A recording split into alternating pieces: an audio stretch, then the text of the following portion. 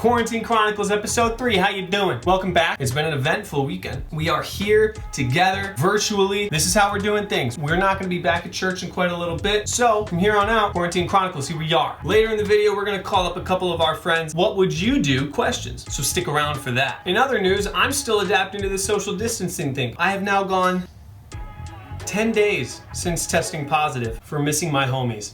I know, it's sad. It's a tough reality. I'm learning how to cope with this news. As it turns out, health experts are actually saying that too many people are making jokes about the coronavirus. Health experts are so upset that they're calling it a pandemic.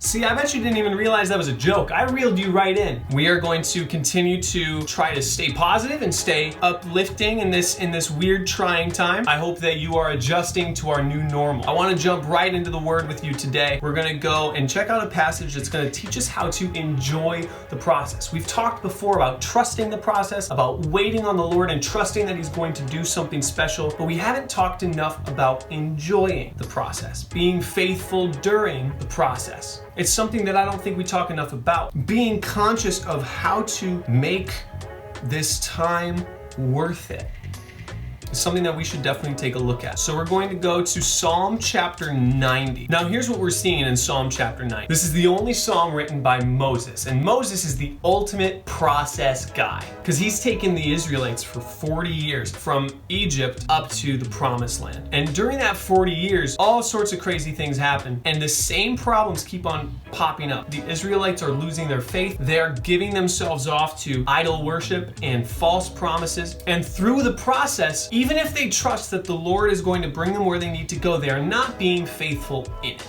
And so Moses talks about that here in Psalm chapter 90 in this psalm that he wrote. Verse 12, teach us to number our days that we may gain a heart of wisdom. I think that that's an important encouragement for us. Maybe we're not numbering our days so much and that we're not counting 1, 2, 3, 5 days since the quarantine started or whatever, but we're trying to make sure that we're using each of them. Teach us to number our days that we may gain a heart of wisdom is saying, tell me that I must recognize what I need to do in order to flourish. Give me the wisdom not to squander my time. Give me the wisdom not to waste what is in front of me. We have been put in a very unique process, one that only crops up a few times in our history books. We are in a unique time that is beyond anything that we can really compare to. And what we should do is make sure that we are being faithful in this time. Not wait until, all right, well, I'm going to get back to what I do after the quarantine is over, but instead be faithful to say, I'm going to do what I need to do now. I'm going to be faithful to what I have to be faithful to now. I'm going to number these days that we may apply our hearts unto wisdom. It's a new mindset that we need to embrace, but in another way, it's an encouragement not to sit around and wait for whatever is going to come to us. We only have so many days, and it would be wasteful for us to take these days where we are in quarantine and do nothing. And so I would just encourage you, use these days, use this time, steward what has been given to you. This process that we are in is weird. The social distancing is hard. It's very, very difficult to just sit back and not fellowship with one another. But that's not an excuse to let life pass us by. So we ask the Lord, teach us to number our days that we may gain a heart of wisdom. Joining me now, we're going to play a game with a couple of our friends. I'm going to ask them some very, very illuminating questions. Leave a comment down below. What would you do if you were put in these situations?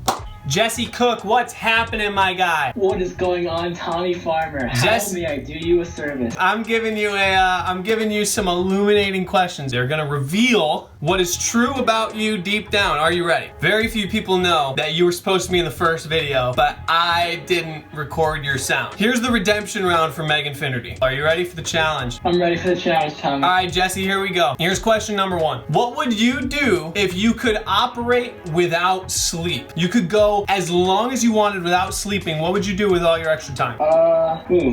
I'd make a song. Yeah. You'd become a musician? What, do you play any instruments? I'm playing one right now, Tommy. No way! Jesse Cook, hit me with something spicy.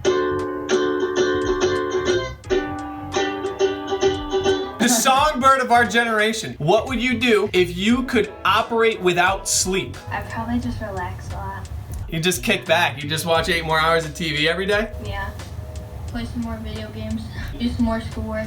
You would not do more schoolwork. Give me a break, Jack. Your dad's gonna be happy to hear that. Okay, so I would switch. So I would get like an overnight job, would make like a lot of money at nighttime when nobody's around, and then I'd spend my whole time during the day just like hanging out with people. Great answer. I could have the most amount of social time possible, but also just like make money overnight. You are gaming the system. Good answer, Meg. I like it. Question number 2. Imagine you got a Super Mario invincibility star and it lasts for 8 hours. What do you do for those 8 hours? I'd probably do something like crazy, I don't know. What's crazy, Tori? Jump out of a burning building? That's what I was gonna say. Yeah? Yeah. Building. Jump out of a moving car or something.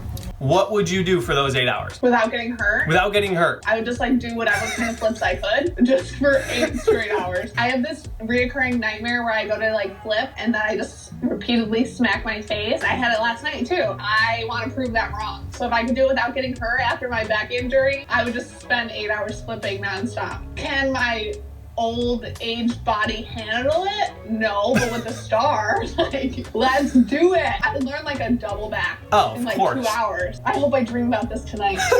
Volcano jumping. You're gonna jump in a volcano. You're ready with that question. That's sick. Like, what if you find some cool stuff down there? There's definitely cool stuff to be found, I feel like. All right, question number 3. What would you do if you suddenly came into possession of 10 tons of Nutella? 10 tons of Nutella. 10 tons. I think that's 20,000 pounds. I would call every news station, like in upstate New York, and I would invite everybody to my house and tell them to bring like their portable crepes, like makers. And like we would just make Nutella crepes until all of it was gone. We could just like feed the homeless for like months with crepes. Wow. Nutella crepes. But my mom's allergic to hazelnuts, so I couldn't hang out with my mom until they were gone. What a good person you are. We're gonna feed the homeless with 20,000 tons, 20,000 pounds of Nutella. Why crepes? Crepes are like the easiest thing to make on the run with Nutella. Like besides that, it's like toast, but crepes are hot and then you put like strawberries in them. I just want one right now. That was the sense I was getting, was you just want a Nutella Well, crepe. the second you said Nutella, I was like, oh, that'd be good. I would eat it all. You would eat it all. I love Nutella. I would swim in it. You would My sister and I, we used to just like eat it by the spoonful. That's what we do. Yeah, Mom never really buys it. You gotta savor it. I'd strap it to me and jump in the volcano with it because Nutella is bad. Nutella's bad? I don't like Nutella. Wow! That's a spicy opinion, Jesse. Nutella's bad? It's bad. It Wow! doesn't taste good. It's just like bad chocolate. Dude, what an opinion. You'd throw it in the volcano. Yeah, with me. With you, you just jump right in. Mm-hmm. For science. For science, obviously. All right, question number 4. One time and one time only, you get the chance to time travel anywhere. Where would you go and why? Well, I can't go to when God created the universe because no one was there. So I'd go like straight afterwards. You'd go like Garden of Eden? Yeah. That's a good answer. It's a good church boy answer. Yeah. I would go to the NBA game where Wilt Chamberlain scored 100 points. Way less spiritual than you. I feel like going to the Garden of Eden would be like a really cool experience if it's like really that perfect. Of course, when I come back though, it'd be like, this sucks. This sucks.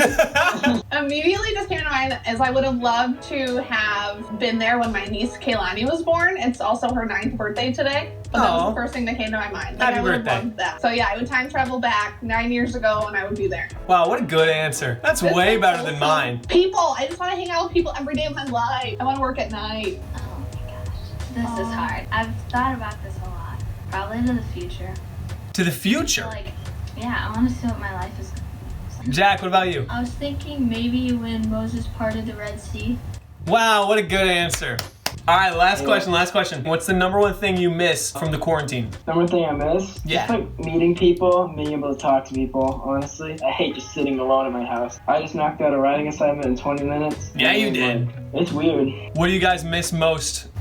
People. We wanted to go, so we wanted to leave the house, so we went and got Wendy's, and then we went to the town park, but we couldn't go anywhere, so we just sat in the car and ate. That's so sad. Talking to strangers. Talking to strangers? You go to the store and like you talk to people. Like yesterday I went for a run and it was very short and I just even waved to people and like people didn't wave back. Like it just like makes me feel uncomfortable that people are like unwilling to speak speak to you, look at you if you're not a part of their inner circle. I don't like it. I get to FaceTime my friends, but like you go into Wegmans, like people look at you like you have the plague. Number one thing you miss, not necessarily talking to the people you know, but strangers. Man, I miss the strangers. I'll always remember the strangers I didn't get to meet. Wow. As always, thanks for watching. Stay tuned for the next video coming out later this week. Until then, stay healthy and take care.